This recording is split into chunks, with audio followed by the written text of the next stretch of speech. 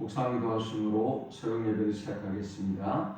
하나님 은혜와 사랑에 감사합니다. 간밤에도 주님의 품에 우리를 품어주셨다가 새날을 주셔서 예배케 하심을 감사합니다. 주의 복된 성계, 주의 이름으로 모이는 초소초소마다 시간마다 하나님의 임재와 영광을 경험하게 하시고 저들이 하나님이 주시는 참된 평강과 안식을 누리는 복된 하루가 되도록 인도하여 주옵소서. 주의 이름으로 선포되는 말씀을 통해서 어둠의 영이 물러가게 하시고 하나님의 나라가 확장되고 이루어지는 복된 성리 되게 하여 주옵소서. 오늘도 우리가 가지고 온 모든 인생의 짐과 문제들은 주님이 담당해 주시고 우리가 알지 못했던 크고 은밀한 방법들로 응답하시고 역사해 주옵소서. 예수님의 이름으로 기도합니다. 아멘. 찬송 430장 드리겠습니다. 주와 같이 길 가는 것 즐거운 일 아닌가. 우리 주님 걸어가신 발자취를 밟겠네. 한 걸음 한 걸음 주 예수와 날마다 우리 걸어가리. 어린아이 같은 우리 미련하고 약하나 주의 손에 이끌려 생명길로 가겠네. 한 걸음 한 걸음 주 예수와 함께 날마다 우리 걸어가리. 꽃이 피는 들판이나 험한 골짜기라도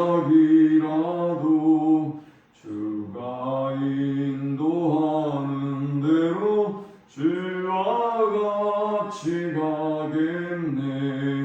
한 걸음 한 걸음 주 예수와 함께 날마다 우리 걸어가리.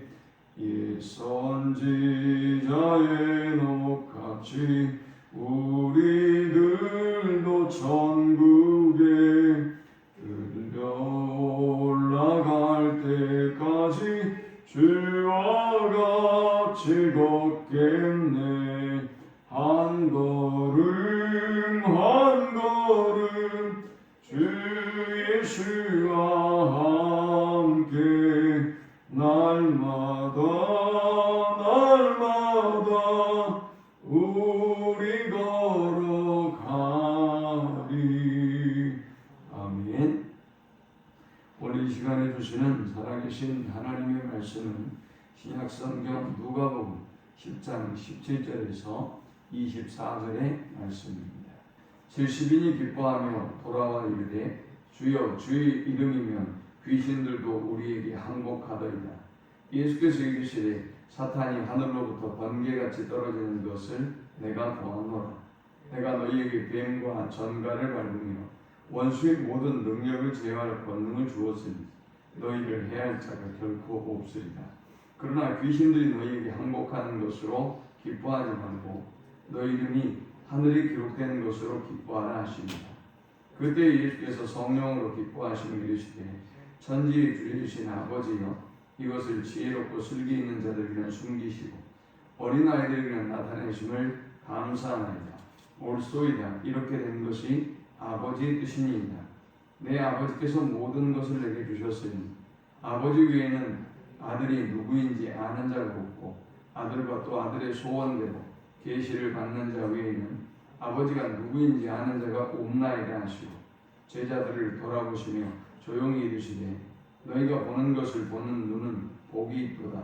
내가 너희에게 말하노니 많은 선지자와 임금이 너희가 보는 바를 보고자 하였으되 보지 못하였으며 너희가 듣는 바를 듣고자 하였으되 듣지 못하였느니라.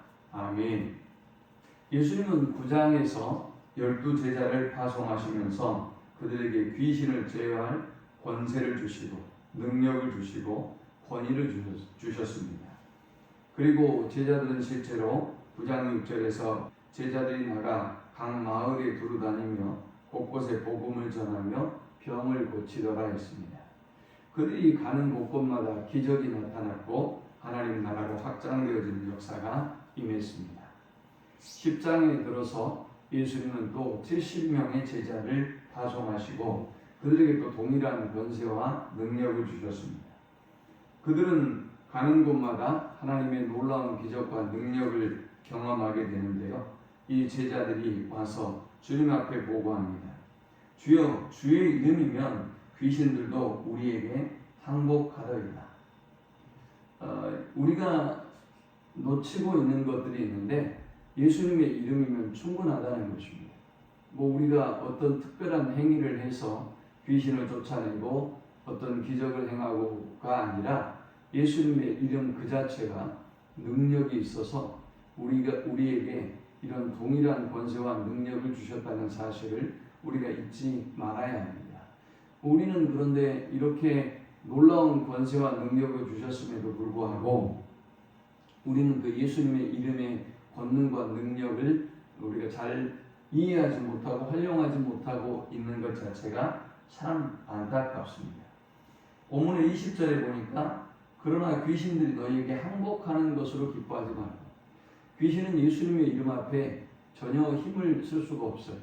그들은 예수님의 이름 앞에 항복할 수밖에 없는 존재들이에요. 우리가 그런 믿음의 확신을 가지고 그 권세와 능력을 활용해야 될 줄 믿습니다. 이제 제자들이 나갔을 때 이런 기적과 능력이 나타났습니다. 그리고 주님에게 보고했습니다. 얼마나 신났겠습니까? 그런데 주님이 말씀하셨습니다. 18절에 예수께서 이르시되 사탄이 하늘로부터 번개같이 떨어지는 것을 내가 보았노라.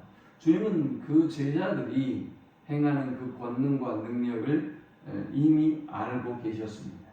그러면서 그들에게 말씀하기를 내가 너희에게 뱀과 정갈을 밟으며 원수의 모든 능력을 제할 권능을 주었으니 너희를 해칠 자가 결코 없으리라. 주님은 말씀하셨습니다. 내가 이러한 권능을 주셨다. 너희를 해칠 자가 없다. 그러면서 오늘 우리는 이 본문을 통해서 첫 번째 영적 교훈을 얻을 수 있어요. 행하는 권능보다 하나님의 자녀임을 기뻐하라 라는 것입니다. 제자들은 이렇게 보고하면서 얼마나 고무되었을까요? 얼마나 기쁘고 신났을까요? 아마 감격이 넘쳤을 것입니다. 그런데 주님은 주님의 제자들에게 말씀하기를 너희가 행하는 너희의 현장에서 일어나는 그 기적으로 인하여 기뻐하지 말고 그것으로 인하여 들뜨지 말고 오히려 너희가 기뻐해야 될 것은 너희가 하나님의 자녀라는 사실이다 라고 말씀하고 있어요. 우리가 하나님의 자녀로서 얼마나 귀한 특권과 은혜를 누리고 있는지 잊어서는 안 될 것입니다. 하나님이 우리에게 다른 많은 은혜와 축복을 주셨지만 그럼에도 불구하고 우리가 가장 기뻐하고 가장 감사해야 할 것 그리고 할 수 있는 것은 우리가 하나님의 자녀라는 사실입니다. 그 자녀됨의 그 기쁨과 감격을 잃지 않고 그리고 그 자녀됨의 기쁨과 감격으로 일하고 전하는 우리 모두가 되실 수 있기를 축원합니다. 우리가 이 본문을 통해서 얻을 수 있는 두 번째 영적 교훈은 하나님은 복음을 지혜로운 자들에게는 숨기시고 어린아이와 같은 가난한 사람들에게 나타내 보이셨다라는 것입니다. 21절에 그때 예수께서 성령으로 기뻐하시며 이르시되 천지의 주제이신 아버지여 이것을 지혜롭고 슬기 있는 자들에게는 숨기시고 어린아이들에게는 나타내심을 감사하나이다 옳소이다 했습니다. 사실 이 예수님에 대해서 가장 먼저 알아봐야 될 사람들은 유대 율법학자들이고 또 바리새인과 서기관과 같은 사람이어야 했습니다. 그런데 그들은 예수님을 알아보지 못했습니다. 그러니 예수님이 그들에게 주실 능력과 권능을 당연히 경험해 보지 못한 것은 당연한 일이죠. 그런데 예수님의 제자들은 그들에 비교해 보면 어린 아이들이고 또 배우지 못하는 자들이고 또 율법에 대한 해박한 지식을 가지고 있는 사람도 많지 않지요. 그런 그들에게는 하나님께서 놀라운 기적을 나타내 보이셨고 그런 그들에게는 천국의 비밀을 깨닫게 해주셨고 복음을 깨닫게 해주셨어요. 여기 지혜롭고 슬기 있는 자들이다 라고 하는 사람들은 유대의 지도자들을 의미합니다. 반면 어린아이는 누구냐? 무식하고 가난한 제자들, 순수한 마음을 소유한 자들을 의미합니다. 하나님은 이렇게 그 천국의 비밀을 스스로 지혜롭고 교만하다고 여기는 사람들에게는 감추시고 그리고 스스로 가난한 심령을 가지고 있고 스스로 연약하고 무지한 사람이라고 여기는 사람들에게는 나타내 보여주셨습니다. 그러면 우리가 항상 겸손한 심령으로 살아가야 하는 것입니다. 또 우리가 복음을 깨닫고 아는 것이 얼마나 큰 축복이요 은혜임을 우리는 항상 기억해야 할 것입니다. 마지막 세 번째 우리가 이 본문을 통해 얻을 수 있는 영적 교훈은 보고 듣고 깨닫게 하시는 것이 전적인 하나님의 은혜이다 라는 것입니다. 이렇게 된 것이 아버지의 뜻입니다 라고 21절에 말씀했습니다. 교만한 사람들에게는 숨기시고 어린아이 같은 겸손하고 가난한 심령을 가진 사람에게는 나타내 보이시는 것이 아버지 하나님의 뜻입니다. 누가 천국의 비밀을 알고 누가 복음을 깨닫느냐? 22절의 중간부에 보니까 아들과 또 아들의 소원대로 계시를 받는 자 외에는 아버지가 누구인지 아는 자가 없나이다 하시고 했습니다. 복음의 비밀을 깨닫는 사람이 누구냐? 계시를 받는 자예요. 계시를 받는 자 외에는 천국의 비밀을 알 수가 없어요. 계시가 무엇입니까? 계시는 감춰진 것을 보여서 열어주시는 거예요. 이 계시를 누가 하시는 것입니까? 하나님이 우리에게 계시를 주시는 것이죠. 성령이 우리를 깨닫게 하는 것이죠. 또 예수께서 우리를 깨닫게 하시는 거예요. 우리가 아무리 노력하고 아무리 보고 싶고 아무리 듣고 싶어도 들을 수도 없고 볼 수도 없는 것이 우리의 한계인 것입니다.